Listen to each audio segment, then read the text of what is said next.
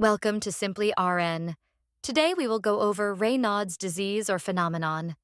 Raynaud's phenomenon is a vasospastic disorder which causes spasm of the muscles that line the blood vessels. Because of the spasm, the veins constrict and result in vasoconstriction. It is caused by exposure to cold temperatures and emotional stress. It primarily affects the small arteries in the fingers and toes. Raynaud's commonly affects women, particularly in younger age from teens to 20s. There are two types of Raynaud's phenomenon. Primary Raynaud's is idiopathic, which means there is no known cause. It is more common and symptoms tend to be less severe than secondary Raynaud's. Secondary Raynaud's is usually associated with connective tissue disease, such as lupus or scleroderma, which damages the arteries, and symptoms are usually more severe compared to primary Raynaud's. So, what happens when patients with Raynaud's are exposed to cold temperatures? When patients with Raynaud's are exposed to cold temperature, vasospasm of the small arteries occurs. The most common affected body parts are the fingers, followed by toes, ears, and nose.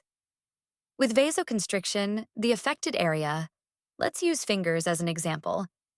The fingers will initially turn white from decreased perfusion, also known as skin pallor, or white attack.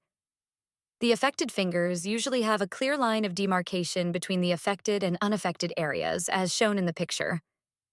It then turned into a bluish-purple appearance due to cyanosis, which is low oxygen in the blood. Patients usually report numbness and coldness during this stage. This can usually be reversed by immersing fingers in warm water to help restore blood flow. When blood flow is subsequently restored, the affected area becomes reddened, and patients may complain of throbbing or aching pain, swelling, and tingling. If acute attack is severe, digital ulceration of fingers and toes may occur due to prolonged vasoconstriction and tissue ischemia resulting in tissue death. Treatment. Treatment of Raynaud phenomenon aims at decreasing the frequency and severity of the attacks. Patient education on prevention of vasospasm include avoiding exposure to cold temperatures, such as dress in warm layers during cold weather. Wear gloves when handling cold objects, such as getting something out from the freezer. Avoid smoking or excessive caffeine intake, as they can both cause vasoconstriction. Avoid drugs that can cause vasoconstriction, such as cocaine and amphetamines.